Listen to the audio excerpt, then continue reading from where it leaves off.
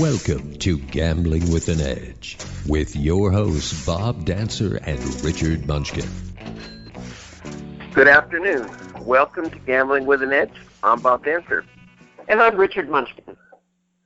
Our guest today is the mad genius of poker, Mike Caro. We'll be talking to Mike shortly. We received an email at gamblingwithanedge@gmail.com from a listener who wants to know the best place to play blackjack in Las Vegas. Richard, this is yours. Well, that is a very difficult question because for many people, what do they mean by quote-unquote best?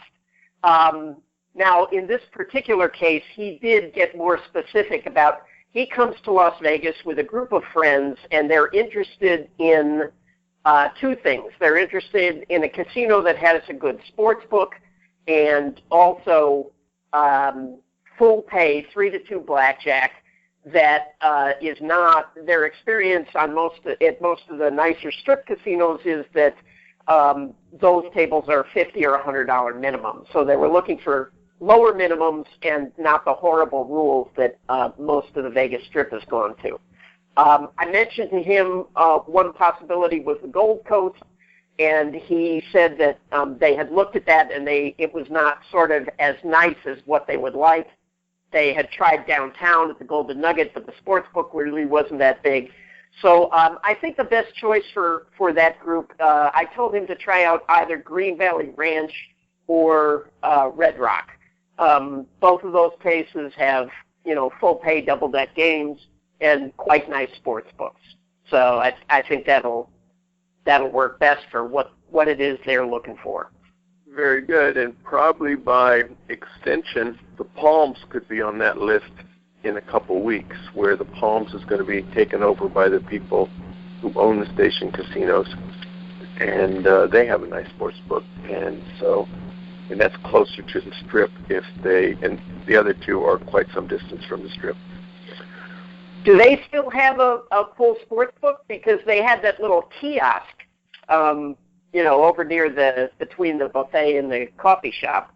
But yes, they have a full sports book over where it's always been, but they do have a substation near the coffee shops as well. Yeah. All right, let's talk to our guest. Mike Caro, known professionally as poker's mad genius, has been writing extensively on poker, statistics, ethics, and life. He's run tournaments, consulted with casinos and gambling periodicals, formed the Mike Caro University. He currently lives in Missouri. Mike Caro, welcome to Gambling with an Edge. Well, thank you, Bob and Richard. It's great to be here, Gambling with an Edge. We will gamble with an edge. We always try to, don't we? Yes, some of us try harder than others. For the last dozen years or so, you've been a self-described hermit with relatively few interactions with others. You've recently decided to come out of your hermit crab shell, so to speak, and re-enter the real world. Now, what's this all about? Well, you have that a little bit backwards. I was in the real world, and now I'm stepping back into the contrived world a little bit. I've been doing a lot of research for the last dozen years or 14 years or so. I kind of left poker when it was right in the most spotlighted part that I've ever seen it, and so my sudden departure probably surprised some people, but I still have done, seminars along the way. I've gone to Trinity College. I've done 3 or 4 seminars in Florida, but basically I try to just commune with the furry creatures in the forest, and those are my friends. So, but when you're surrounded by computers, as I am, on every side of me, then you can still communicate with the world and be a hermit at the same time. So it's not like Thoreau. It's like modern age hermitages. Does does that allow you to play poker at all, or no? I don't play at all. When I go do a seminar, I do courtesy play in the casinos. I played a few times in the main event at the World Series of Poker while I've been a hermit. I actually did 6 seminars at the 2009 World Series, I believe. I think ESPN did a long profile of me then, and that was gratifying. But other than that, I haven't made any appearances at all. And what prompted that change? I always wanted to be on a forest. I mean, on a lake with a forest surrounding me and all the creatures. I put in 6 miles of golf cart paths. I've since moved from that location, by the way, and I'm living with Diane across the lake, but on the same lake, and where my boat slip was anyway. So I'm still on the lake, but I'm down to 4.6 acres now instead of 40 acres. So now I can't get as lost in the forest as I was. But I love the lifestyle. It's just getting away from the big city environment. It was just something I always wanted to do, decided to do, scouted the internet for the right location, actually bought the location sight unseen, moved in, and didn't associate. I was totally antisocial, and that's the Mike Caro story. The mad genius of poker doesn't like people anymore. Different subject. 20 or so years ago, you were promoting the idea of 4 colors in poker, where diamonds, I think, were blue instead of red. I personally thought this was a great idea and tried to promote it in video poker, and with very limited success. Do you think the idea of 4-color poker decks is completely dead, or it's an idea that'll come around pretty soon? Well, it'll eventually come around. There's no doubt about it. It's coming around. Most of the online card rooms offer 4-color decks, and I would think they should do it by default. There's a great resistance to change. When we did tried to get the poker community to move to 4-color decks, we actually did it in 65 casinos worldwide at the same moment, in the same hour, the same time. And it was, we found that about almost 80% of the people preferred the 4-color deck, but about 20% were screaming their heads off. You know, as soon as you lose a pot, then it's the fault of the 4-color deck. It's the most natural thing in the world. It's not an original idea with me, obviously. I would assume it was the first idea for a deck, that there should be differentiating colors for each suit. Why not?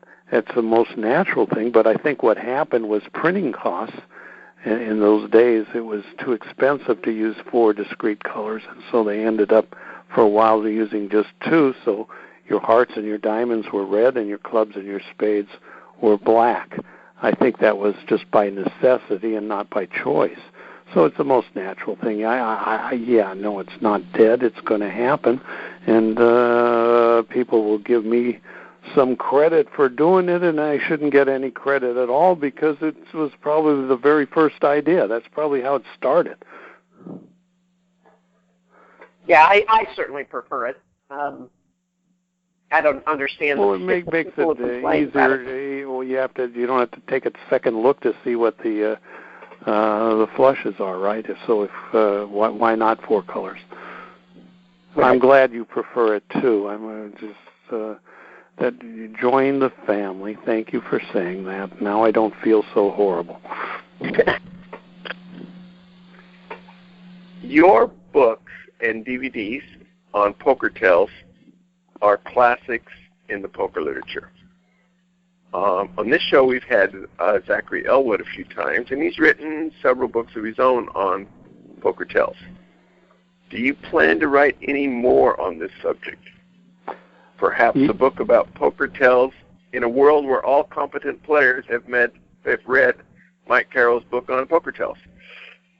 Yeah, the first part of that question, I guess it was all one question, but it's in two discrete parts as far as answering it. So answer the first part of the question. Yes, I do, actually. The next book actually goes beyond tells. It's called Professional Poker Play-by-Play, Tells, Psychology, and Manipulation. Tells, Psychology, and Manipulation. I weave them all together. And the second part of that is what would happen if everybody all knew these tells. That's a good question. These tells, what we call tells, really don't damage players unless they're against somebody who's astute. In other words, somebody tries, the fundamental force behind tells is that players instinctively try to act strong when they hold weak hands and try to convey weakness when they hold strong hands. They're because you can't show your poker cards, so you always try to act in a way that's opposite the strength of their hands. So that gives you an opportunity to pick up tells. Are they acting weak? And we give all kinds of ways how players try to act weak, or are they trying to act strong? There's a lot of indications of that. And so the premise is that they're usually, when they're bothering to act, they're trying to fool you. And that's true. But the question is, are they really damaging themselves by doing that? The answer is no. They're probably doing a good thing. In other words, if they reverse a tell, they'll probably make less money by reversing a tell, because most people aren't astute enough to know what the tell should be. So that's the problem with everybody picking up on tells and trying to reverse tells. So no matter how much they reverse tells, even if they all knew the same tells, they knew what they are, the fundamental thing would still be true, that they're still trying, no matter what level of trickery or sophistication they get to, and no matter how much other players know that they know the tells, they're still trying to project weakness if they're strong, and they're still trying to project strength if they're weak. So they may go to a different level of doing that. It may muddy the waters. It may make much more difficult for some people to figure out what they mean, but the fundamentals are still there. Strength means weakness. Weakness means strength. But if your opponent knows that, then can't they just act the opposite? And if they start picking that off, then the opposite becomes the tell, doesn't it? Well, right, but yeah. Well, so it really sort of elevates. So if you knew your opponent knew you're looking for a certain tell, and then they reverse it, then the reverse is what the original tell was. So in any case, why would they be doing that? They're doing that to reverse it, so they're still not trying to perceive that you would think, let's say they're acting strong now with a strong hand, thinking that you think they should be acting weak. Well, now that's a tell in itself, isn't it? They're still trying to deceive you by acting in a certain way that is directly opposite of the strength of their hand. And by the way, that actually happened. I had a player come in a game, a really polite Japanese kid in Gardena, California. We were playing cards. He comes in and he plays sensible poker, and he gives me two tells. I pick up on them wrong both times. Of course, after you see a reverse tell once, you're immediately suspicious. But anyway, he got me twice and acknowledged me not at all for the whole time, but very polite. Ended up winning a lot of money, got up from the table and said, "Nice to meet you, Mike Caro. I enjoy your book." So he was doing exactly what you're talking about. He was actually doing that against you. So, but had he continued that, it wouldn't work anymore, would it? Because We now have somebody who's reversing tells. So, yeah, I guess you could con a person once or twice. At least he was able to con me twice. So there you go. Right. I left you. We're running into dead air only because I'm leaving you speechless, right? Yeah, and I can always cut out the dead air, so don't worry about that. All right. So we're 6 weeks before presidential election about. Every day on your website, poker1.com, where the 1 is a digit, not spelled out. Yeah. You post presidential odds. I do. And we're taping this show a couple days before it's posted, and things can change, but you show Trump at almost a 3-2 favorite. Not quite. And right. 538.com, which is also a highly respected website and not known to be slanted either way, has Clinton a favorite by approximately the same amount. Well, 538.com tended to hit the state by state almost on the head. He hit that nail on the head last election, so has a lot of credibility and does a lot of scientific research. My odds are different than that. We're actually taking advantage of everybody's knowledge, and then I'm projecting how I believe that the flow of things will go, how people will react. I'm trying to put the chain of events together. Where is it more likely to go? What events are more likely to influence other events? And down the line as we get closer and closer to the election. So I'm not just looking at a lot of times when I have Trump favorite, that doesn't mean I think Trump would win today. I just think that the events are trending in that direction, and I think it's actually bearing out in recent events, as he is probably at least dead even now, and maybe even momentum is taking him to the lead. I think the big advantage Trump has is that he's been painted as so uncivilized, which I think some of that he's brought on himself, but that if he shows up at the debates and looks a tiny bit presidential, people will think, wow, he isn't the way we expected him to be. And therefore, Clinton has a bigger burden in those debates in that she has to maintain that demeanor as being vastly superior. Otherwise, people are going to think that Trump is perhaps an acceptable alternative, and then the 13 to 20% of the voter base that are on the top and can be shaken loose still would tend to fall more in his direction. So I think that's one of the big advantages. And we'll know, you could see those odds. And by the way, my odds are not doing, there's a very good chance that Trump could win the popular vote and lose the Electoral College. And or the other way around. I'm only doing that. That is only the popular vote odds. So we're not messing with the Electoral College at all. And the reason I don't do that is because most of the models that do the Electoral College are just all screwed up. They are actually messed up, not because they have bad information, because they're using a bad paradigm. They're taking, essentially, here's how a lot of them do it. They take each state, they get the latest information on how likely it is that that state will go one way or another. And a lot of times that information is very old, there's no polling or something, so it's just a guess. But you take that percentage. And now you can just randomly go through a computer and say, okay, 32% of the time this state is going to fall this way, so let's just do a Monte Carlo simulation. And that doesn't take in, those are always wrong, because if one state that was only a 32% likelihood ends up winning, then it means there is an implied indication that the other states would fall as well. And that's why I don't have enough knowledge, enough sophistication, enough link to sources to do an Electoral College map. So I'll leave that to other people, but they are making a mistake in that regard.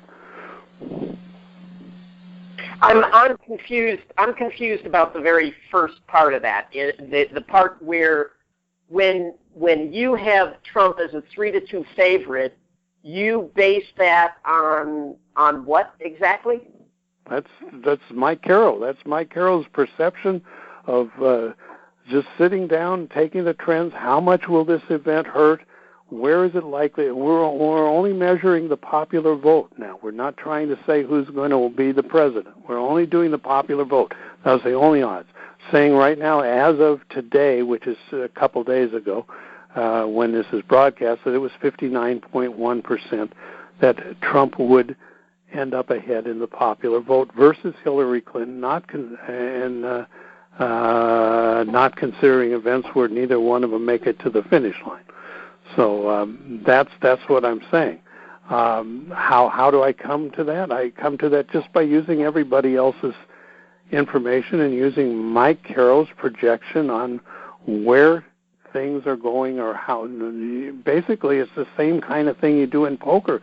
How likely is somebody to be bluffing? How likely is he to have a strong hand? Well, how likely is this blunder, which is being played up in the media right now? For instance, just a little item I just added, which is going to be totally insignificant. Donald Trump Jr. Just recently tweeted that it was like the immigration problem, letting all the immigrants from Syria into the country without proper vetting, in his mind, is similar to taking. What if you knew that the bowl of Skittles had 3 bad ones and you would die if you got one? Would you eat a handful of them? He said. And people are saying that's a horrible analogy. It's actually a very good analogy when you think of it, because what he's saying is, along with a lot of very good people, you'll be letting in some bad ones. Are you willing to gamble on that basis? Well, that's the analogy he made.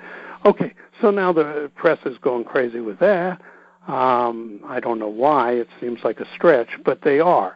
Okay, so how much is that event likely to influence the election? Probably not at all, unless it springboards into something else. How likely is it to springboard in something else? Not very much. How likely is it to die because it's like a ripple and other effects are coming along and you won't even hear about it, won't even stick in people's mind to any meaningful degree? So we got that X'd out as a 0.0002, I think. So it's gotten no effect. All these things have effects. But what if it did resonate? What if that one thing, that little thing that is a nothing right now, did resonate for some reason?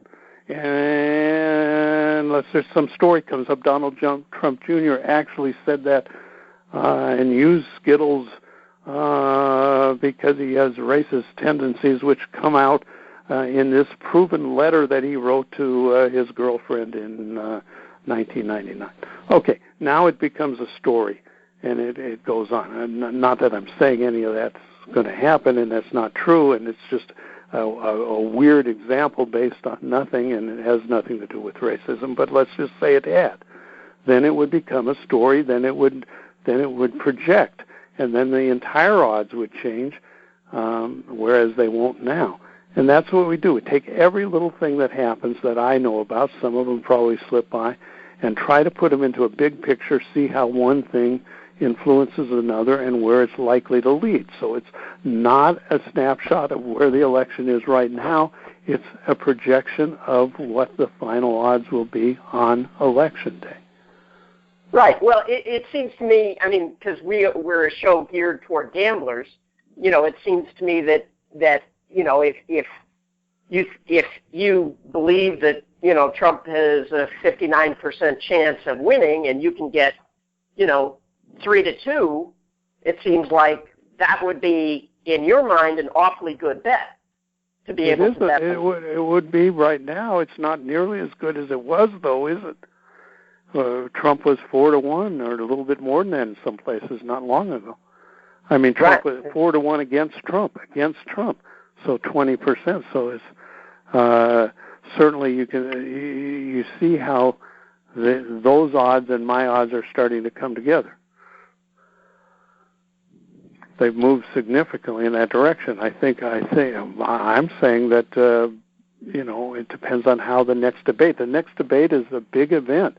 Trump could fall to like 30% or less after the first debate, or he could go up. So he has a margin to fall a lot more than he could go up.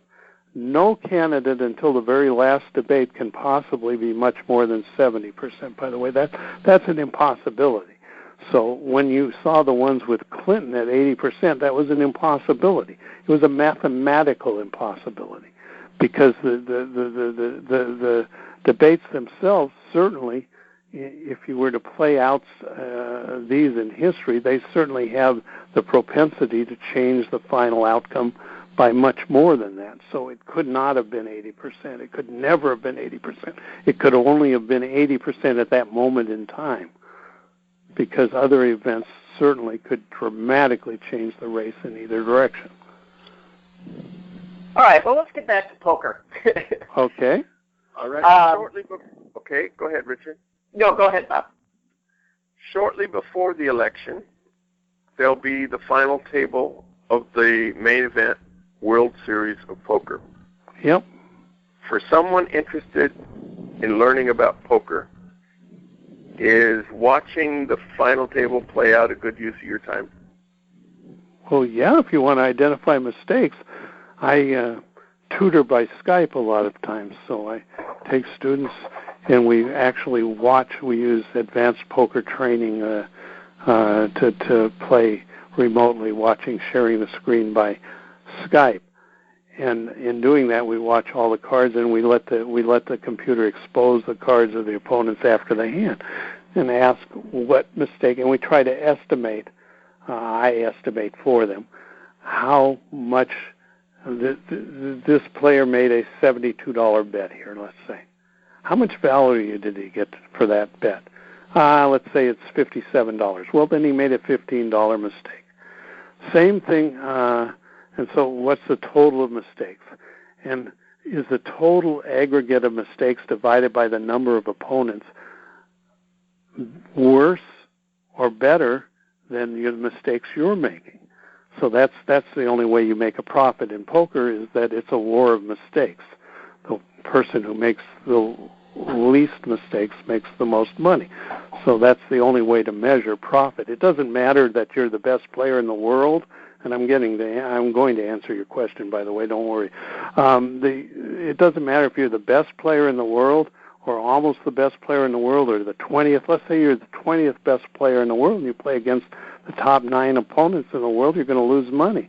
But you could be the 20 millionth best player in the world and play against all the weakest players you can find, and you'll be a professional. So it's the difference between your skill and the amount of mistakes you make versus the amount of mistakes your opponents make that matters. That's the only measurement that will translate to profit. Now, when you watch the World Series of Poker, I've watched a few of them, it's just a war of mistakes. It's who's going to make the most mistakes. None of these hands, very few hands are played logically. It's just a total war of. It's very discouraging to think that they're playing that poorly, hand after hand. But that's my impression of it. You asked the question, I gave you my answer. And what do you find to be the biggest mistakes that you see people consistently making? Well, they've drunk the Kool-Aid. They've decided that this new poker, they say the old poker is out of style. It doesn't work anymore. Well, that's ridiculous. If somebody had bothered to analyze poker scientifically, how often you should raise at a given situation, how in 1850, when it was just starting to evolve, and Hold'em had been around then, which it wasn't, then the answers that you derived, if they were done correctly then, are no different than they are in 2016 today. They're no different. It never changes. Those answers can never change. There is no such thing. It's not like putting it on a new suit or that bell bottoms went out of fashion and now this is what people are wearing this year. That doesn't work. It's the same answers. The things that were true then are true now. And people make the mistake of saying, yeah, but people are going over the top now. They're going an extra raise, or they're going an extra 2 raises. So what? If you just, what they don't understand is, yeah, you can adapt to that and make money and really take money away from people who are playing incorrectly by going too many raises. Of course you can do that. But you don't even have to. If you just play the same basic style and never adapt, no matter what your opponents do, and your opponents err by either betting too frequently or not betting enough, then there's a built-in profit. You do not have to adjust to opponents. You will make money by not adjusting, but you can make even more money if you do adjust and you do it rationally. That's what they're missing. Now, what's really happened is there's become an epidemic of raising. People are just bluffing and raising and seeing which garbage hand can out-garbage the other. And this is just silly. So if you just put in somebody who was skilled in the rudimentary aspects of poker and put him in those games and played, forever, for a long, it wouldn't take too long to gather all the money. They're just incorrect. They're just totally incorrect. I heard an announcer the other day on one of these shows say, well, that would have worked in 2012, but it won't work now. That's ridiculous. Well, it would be really interesting to see to see that tested. You don't need to test it. I've already told you. I've given you the answer. We do not need to test it. When Mike Carroll gives you an answer, we do not need to test it. It's a law of nature. Well, yes, but we don't know what optimal is, right? We don't know the exact. I mean, in limit poker, we do. In heads-up limit poker. Yeah, in heads-up. Multi-way poker, nothing changes. What are the... I could tell you the... Let's see. Here's I think a definitive guide I have here to Hold'em hands. It's a very basic, most conservative guide to all the hands that we know to be profitable. So these are the hands that were profitable to play from which position in 1850, had there been Hold'em there, which there wasn't. And then it's the same hands today. So if somebody just sticks to that, then they're playing starting hands better than the people playing new poker. It can't be true. It's an impossibility that poker theory can change. There can be advancements.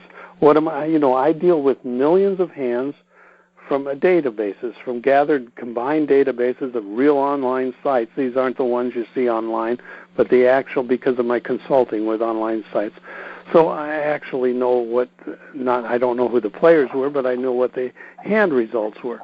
And these aren't the ones where you don't get, like online, where you don't see what the other players' cards were. I can see all the cards.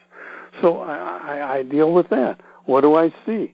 I see that on the aggressive poker, where they try to out-bull each other through the pots to try to take command, and it's a war of aggression, I see that they all lose money. But why don't they know that they lose money? Why do they? How many new poker players do you know that are actually making money? Not too many. And not too many old poker players either, not the old style, because people don't do it correctly. But what is the fundamental truth here? The fundamental truth is that they're winning a whole lot of pots. They're succeeding in taking the pots. They're succeeding in taking the pots, and yet in poker, what is the one thing you don't want to do? It's win a pot. You do not want to win pots in poker. People obviously have the wrong idea. They think the object of poker is to win pots. Well, all throughout the history of poker, the players who win the fewest pots are usually the big winners, and the people who win the most pots are the big losers. And you can almost prove that very simplistically by saying if you wanted to be the world champion of winning pots, all you'd have to do is raise and bet all the way to the river, and you'd either win in a showdown or you would win prematurely before the showdown, and then every single hand you could win, you would win. You'd be the world champion of winning pots, but you'd lose all your money. The object of poker is not to win pots, it's to make correct decisions. So what these people are doing is they're just finding ways to be assertive, aggressive, and they're winning a lot of pots because opponents are throwing away the best hand against him again and again. But that's fine because the bottom line is that they don't win enough pots so that the times they find themselves in a big confrontation, they don't lose it all back. Of course, all these plays lose money. I've left you speechless. I actually, my background, I come from a blackjack background, and I've for 35 years found then you know the perfect, then you know you're dealing with blackjack, and I knew you were, by the way. So you're dealing with absolute decisions there. There is no Correct. Variation. Right. Blackjack is an ultimate. Poker is just the same game as blackjack. I mean, in essence, except that it gets confusing to people. They don't see that there's one basic play that wins, and there's nothing you can do to vary it, to say, okay, I'm gonna do this different one time in 20 or something like that differently. It doesn't matter. In blackjack, you might do that to try to keep the casino off your trail, or as a red herring. But other than that, the best strategy is known. Well, the best strategy in poker is also known, so that's a very good example. Yeah, I just have always found it amazing that that these very famous poker players go broke all the time. It just to blackjack players, that's anathema to us. Well, I think when I left the Ozarks, a lot of I think about 5 of them on the top of the list, winners actually owed me money. So yeah, that's a secret in the poker world, that it's hard to cover all those expenses. And of course, the ones who win tournaments are usually getting lucky, and then whether or not they'll continue to be at the top over years, it usually turns out not to be the case, right? The names keep changing. It's like a revolving door. It just you don't know what you're going to get from which panel is going to slap you in the face next time. But it's so there are just names who people think for a short time are the top of the world, and very few of them remain there. Some do, though. Some do, yep. And those are probably the really good players. Now, there are some other controversial stances that you have. One of the articles you wrote is entitled, "Poker Rules Players Argue About, But I'm Right." Can you tell us about that? I don't remember which rules I talked about, so I really can't. You're talking about something that the rules I think that should be, I think cards speak should be a rule.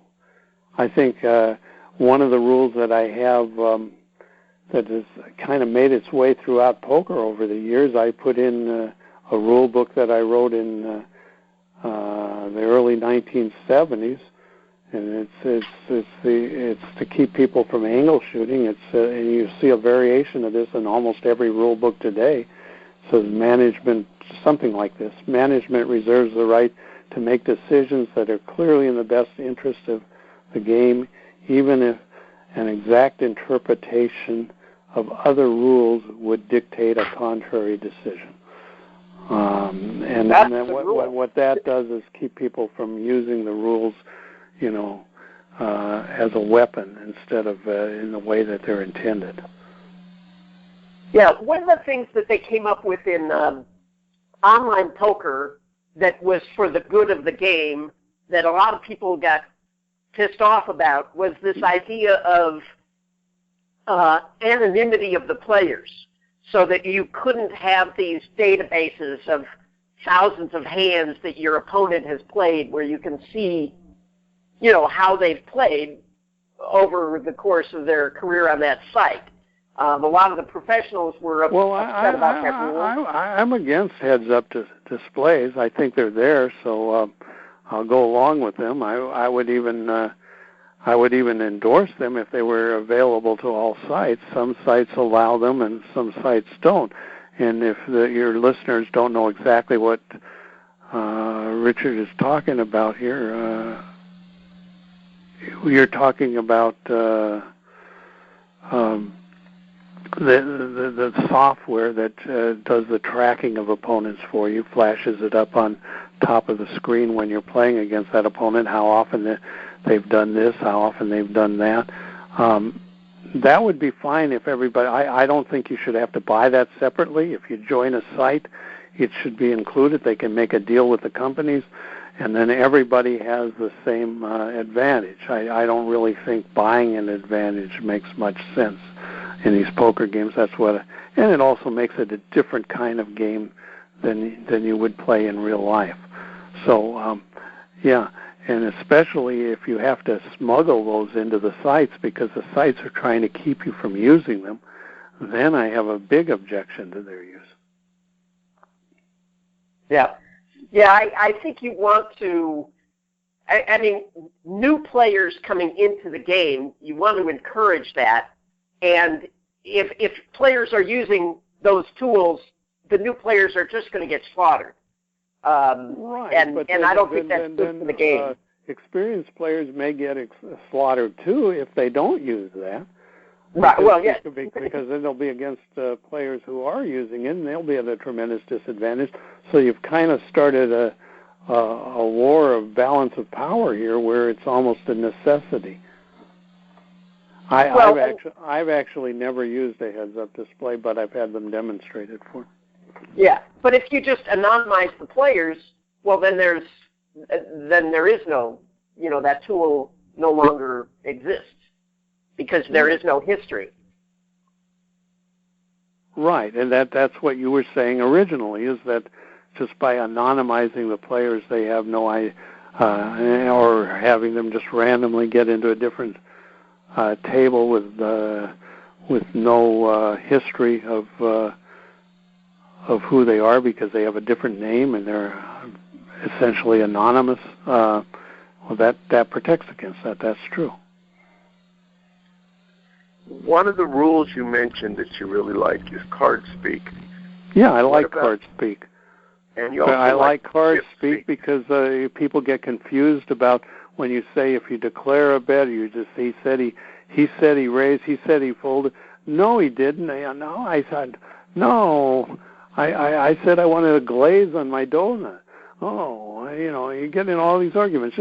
Just, and people would say, well, then they'd be misleading. People would be reacting to what they said, and they wouldn't hold their cards, and that would be an angle shot. Not very long, for about 30 minutes, once you understand that only the cards that are shown actually speak or indicate what they are, then you wouldn't have that problem. I'm talking about not card speak. That's according to a showdown, not saying what you have, but I'm talking about action speak also. Only your actions speak. Did you put money in the pot in a limit game, for instance? Did you put money in the pot or you didn't? No, he said he was going to raise. Well, but no, I didn't mean to say I was going to raise. Well, you don't have to raise. If you put money in the pot, it's a raise. If you don't, you don't. Somebody throws away out a turn, they'll quickly learn not to do that. Well, what's the advantage of that? The advantage is that everybody in the world can immediately understand the rules of the game. That doesn't matter what you say. What are some of the other bad rules? I'll tell you, the worst rules in poker are the ones they put in that Jack McClellan actually told me privately. They actually were talking about me when they put this rule in. You can't talk about you can't tell the truth about your hand in a poker game. That's ridiculous. I want to tell the truth about my hand. I want to do it in exactly the ratio that will most confuse my opponents, so that they'll wonder if everything I say has to be false. It has to be a lie. And yeah, if it's false, then I can say, well, if I say I don't have aces, then I have to have aces, right? Let's go back to chip speak, where you, Richard, and I are playing limit hold'em. You have to make an exception for no limit for big bets. All right. Okay, go. So we're playing limit hold'em. You, me, and Richard, of which I really don't like my chances in this game. But we're down, and I don't have many left. You make a bet that would, a limit bet, but it would put me all in. Okay. I say, I call, turn my cards face up. I have not moved the rest of my chips, but I do say I call and put my cards face up. Both you and Richard clearly understood what I said. Would you say I have made a bet or have not? Not, but you other rules could, if you were doing that as an angle, your hand could be dead. Potentially, because you've exposed your cards out of turn. And that's where my great rule of poker comes in, where the management comes over and makes an interpretation in the best interest of the game, whether or not it should be a dead hand or not. But no, I don't. I think saying I call, that means nothing. I call means nothing. In that case, I would think that if it were not a sophisticated player who is not trying to shoot an angle, then I would certainly rule, and it would seem obvious to me that he meant to call, turned his hand over. If he turned his hand over, let's say he turned his hand over, let's simplify this, and there's no action possible at that point. There's no more action possible. It's the turning the cards over that's confusing this situation a little in my mind. But let's say he's last to act. He says call and turns his cards over. He's not obligated to put the money in my opinion, should not be. He is in all traditional poker rooms that I know of right now, because that's how they rule it. Well, if you either put your money in or you don't. Once you put your money in, then it's a bet. Now there's no confusion. That's what I'm saying. Yes, it's radical. Yes, it's not popular. Yes, it's controversial. And yes, it's right. All right. So we are going to, we're talking to Mike Caro of Poker's Mad Genius.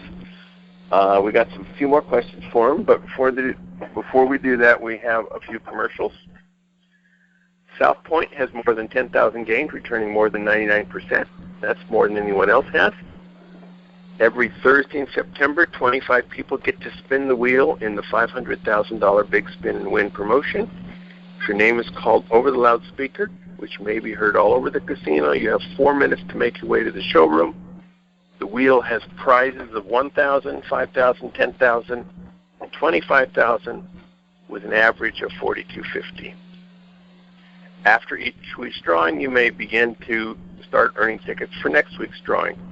Each day there's a maximum of 1,600 tickets available for you to earn. $1 per ticket for video poker, $1 for 4 tickets for reels, midnight to midnight. All right, next week's free video poker classes, Wednesday, September 28th at noon, is Pseudo NSU Deuces Wild Ultimate X. This is the 15.9443 version of Deuces Wild, and in 10-play Ultimate X, your return is 99.44%, which can be good depending on the slot club and other promotions. Although it's certainly not at the advanced level, it's not a beginner class either. It's presumed that the students know basic NSU Deuces Wild at least the recreational level. At the Palms, from now to the end of December, they have drawings Saturday night, 7:15 p.m. Winners share $10,000 each night. Every day between Monday and Friday, you swipe to earn 20 free additional tickets. PFP, play for prizes, Monday through Friday, from now until September 30th. You earn TJ Maxx gift cards. Prizes are redeemed at a rate of 0.2%, up to $190 per day. You keep the points. Station casinos will be taking over the Palms in early October, at which time the casino will no longer be a sponsor of the show. We're looking for additional sponsors this time, so if you have a product you think will be of interest to APs or want to be APs, please get in touch with us. At videopoker.com, it's the best place to play lots of games. If you sign up for the gold membership, $8.95 a month or $79.95 a year, this allows you to get corrections on most of the game. The game of the week is 100 Play Spin Poker. Spin Poker is a 6 coins per line game where approximately every 15 hands you receive a multiplier between 2x and 10x. No change in strategy is required, and the Super Times Pay feature adds approximately 0.25% of value to the play. All right, we're talking to Mike Caro, poker's mad genius. Now, 15 years ago, I was writing for Casino Player magazine, and you began an association with him. This was great in my opinion. The general levels of columnist in that publication was not very impressive, and your presence immediately increased the seriousness of the magazine. You wrote an article about the essence of poker, comparing it to cow dung. And these included 3 things. First, there must be something of value to fight over before the betting begins. Second, the exact value of your holding a secret, known to you but not your opponents. And third, the last bet, if it isn't voluntarily matched by anyone, then the player who bet wins all the money automatically. Now your point is, if a game has these 3 features, it's poker, whether it has cards or not. If it doesn't have these 3 features, it's not poker. When I read this, my reaction was, don't you need a set of rules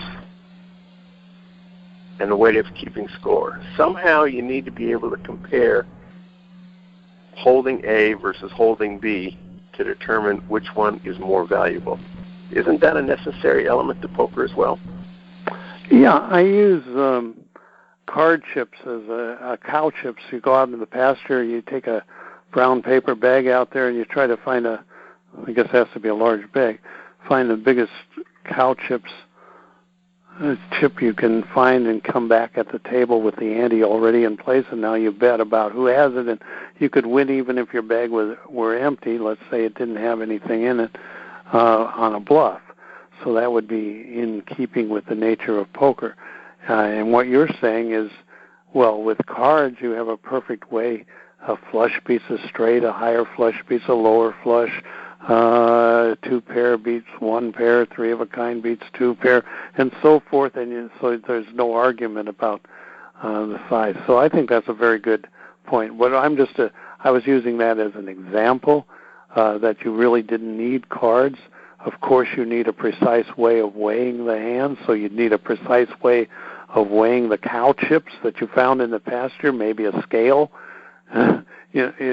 That's very precise or something like that. I guess you'd have to compare cow chips that way. It's easier to compare poker hands with cards. So I agree with you on that. Andy Bloch was a guest on our show a couple of years ago, and okay. he had won a rock paper scissors contest. Okay. As far as he was concerned, rock, paper, scissors was poker without cards. And well, so Poker Without Cards is the name of my book, by the way, which I announced in 1995, I believe, and ran with third-page ads for about 6 months until I decided not to put it on the front burner. So Poker Without Cards is the name of my book. But, yeah, it is. So that is kind of poker without cards, but you can't bluff. Yeah, and exactly. There's no betting element in that's right. what's missing. It's one bet, you can't bluff, so you've already made your bet. So it has the aspect of poker, Andy's right. It has an aspect of poker in that you're trying to get inside your opponent's head and do whichever one of those three conquers whatever one of those three that he, rock, paper, scissors, that he's going to do. So I really don't think it's a poker-like game, but I can see that there might be aspects of that, and Andy is, that's fascinating that Andy said that, and I will take it under consideration. Now, you're well aware. He isn't going to beat me at it, I know that. He's not going to beat you to rock, paper, scissors? He might bring me to a draw, but I'm going to be calculating all the time their tendencies to follow one with another. Well, as you pointed out earlier, if you play game theory optimal, then the best he could do would be to draw. Well, of course, because then everything would be totally random from that moment on, not based on what happened before, but totally 33.33% at all times. That's application of game theory to that situation is very trivial. It's just you just randomize every time. But actually doing that randomization as you're doing it quickly is potentially tricky. Yeah, absolutely. I do this experiment with students sometimes. Put these cards in a random order. Here are 20 cards.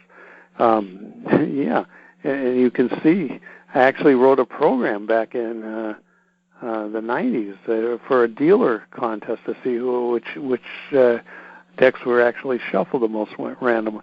And I used that for a sub-application of people trying to put things in random order. Well, they tend to do a very poor job of it. Even if you were just, say, put a sequence of heads and tails in random order and now go, talk. Heads, tails, heads, tails, heads. And they're going to try to, even though they're going to see that there are little mini streaks, they're going to try to equalize more often than they should. After 6 heads, the next one is going to be a tails more often than it really would be. And it wouldn't be 50-50 anymore. Yeah, people, you're absolutely right. Brilliant point. People do not randomize very well in their heads. Now, go ahead.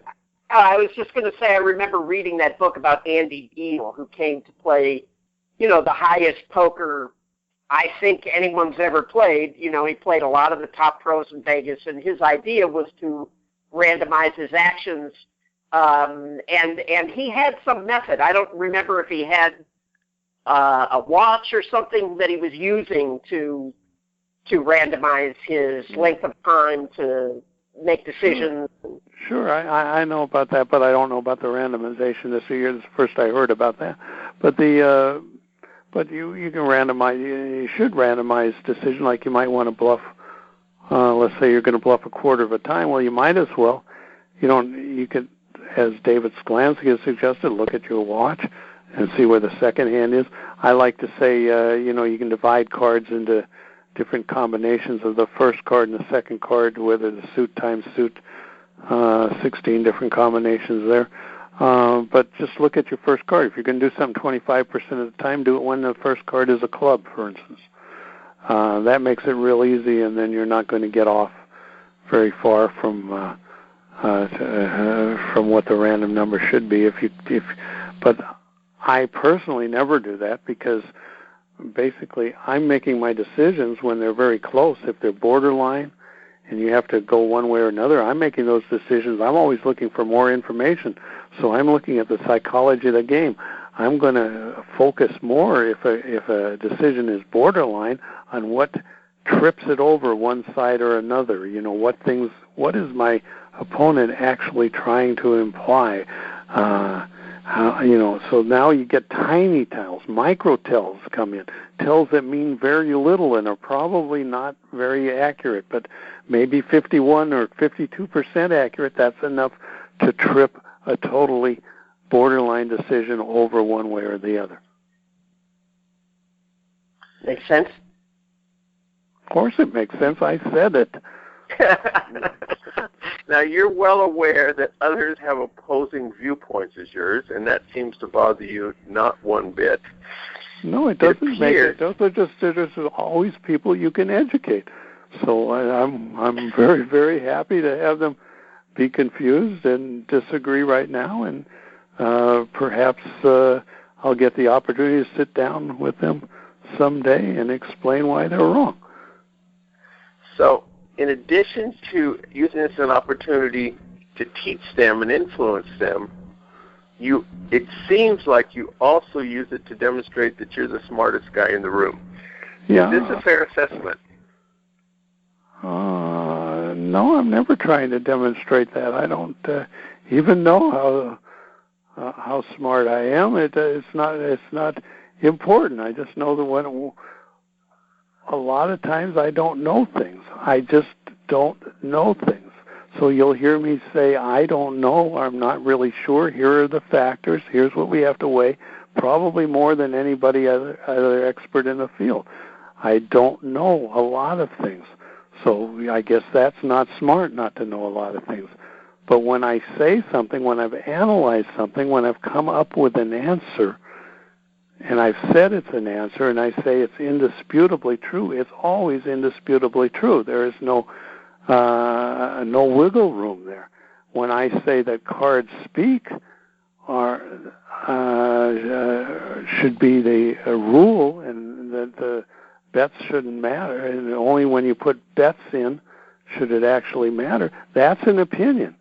There's no right or wrong to that. That's just an opinion. So we don't know who's right. I might tease and say I'm right about that, but we don't know for sure. It's just a matter of opinion. It's a matter of taste. It's a matter of convention. It's whatever works for people.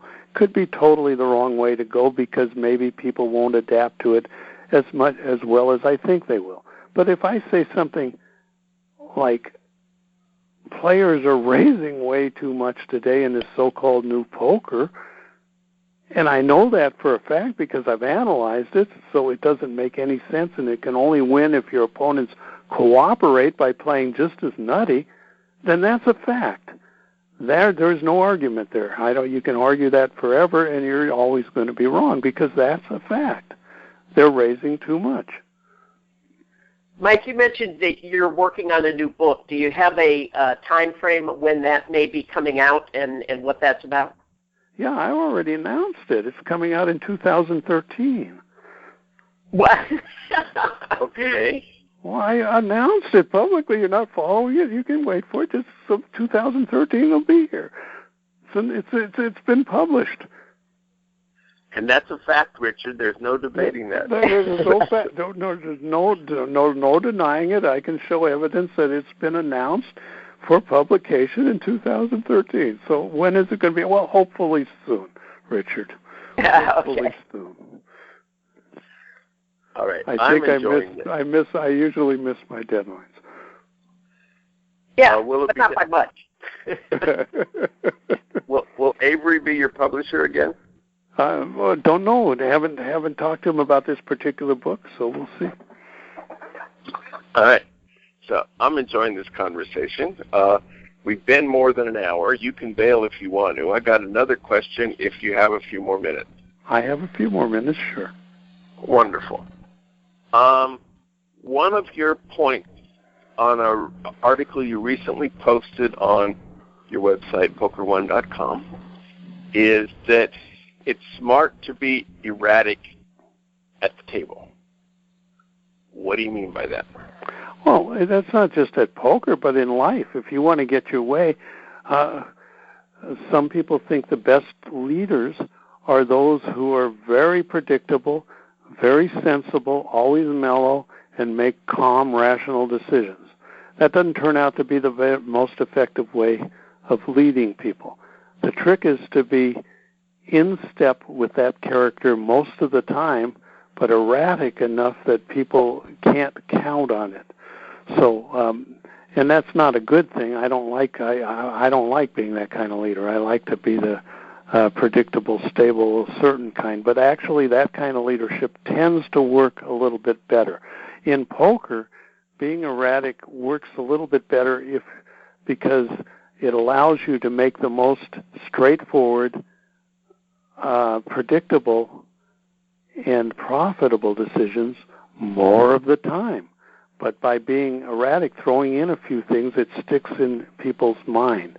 And therefore, a totally predictable strategy does not tend to work nearly as well in terms of profit as one where people think you're a loose cannon. So the trick is to make people think that you're a loose cannon without actually being a loose cannon. So that means choosing bizarre plays as little of the time as possible. I go into a game, I do the most ridiculous things sometimes. But I might budget just a few $100s in chips for bizarre plays, hoping that they'll bring back many thousands of dollars in chips. In advertising, we know advertising works. You use advertising on your show, so we know there's a reason for advertising. Well, there's a reason for advertising in poker too. Well, being erratic in poker is advertising. That's what it is. It's saying, I'm going to get more benefit than the cost of this advertising. I know this advertisement is costing me money, but I'm going to get more business in return for what I'm doing. So like in old draw poker, I don't know how many of the listeners know how you play draw poker. It's the old roulette game in the movies. You have 5 cards. That's all you have. You can draw a few replacements, and then you have a card. Okay, so I would call an opener, whoever opened the pot, and you needed at least a pair of jacks or better to open by rules back then. I would just call. Opener would draw a certain number of cards. I would stand pat, which means I don't want any cards. And I have a total garbage hand, just total garbage, can't beat anything. Now the opener would check because I stood pat, so that indicates I have a straight or a flush or better. And I would just show my cards down. So I called his bet in order to just show down a garbage hand with no chance of winning. And everybody would look at that, and they'll scratch their heads, and they'll think, what the hell is that? That's straight. Why didn't you bet? Sometimes they would say. Well, because the hand wasn't any good, I would say. But you called. And so now they're very confused. And yet they think this is silly. They think it's probably some kind of a ploy. Of course, it's too ridiculous, but it sticks in their mind. So I'm gambling. Let's say I called $20 on that pot. This is old days in Gardena. We weren't playing for that much money. So I threw away one $20 bet. One $20 bet. That's about the cheapest advertisement you could get in that game, and yet it's a play that is going to stick in their mind. Now, that's non-stable play. That's about what the nature of your question. What are we doing here? Why are we doing that? We're doing it because if we play perfectly rationally all the time, we're not going to get as much money in the long run in terms of profit because those are your customers out there. Your poker opponents are your customers. You want to make them like buying your product. And so your product is what? It's when you have a great hand, a strong hand, that can't be beat kind of hand. Okay, when you have that hand, you want as many calls as you possibly can get. You want the extra money. How do you get that extra money? You get it because you've done strange things previously. Yeah, it strikes me as calling on that hand would be only something a mad genius would do. Right. You could do it. You can do it too, you know. Oh, well, that's true. Next time I play draw poker, I'm going to do. Not only something a mad genius would do, it's something that Bob or Richard can do, and you can do it again and again. And I agree. We could do it. I want you doing it. I want you out there doing it. Go do it. Go forth and do it. Mike Caro, this has been a really, really big pleasure to have you on the air. You're one of the I've enjoyed being with both of you, so you can skip the rest of that, and it doesn't have to go on the air. Just let's just say we enjoyed each other and leave it like that. And you can put that on there. Okay. Thank you, Richard. Thank you, Mike. Go out and hit lots of royal flushes, everybody. Good day.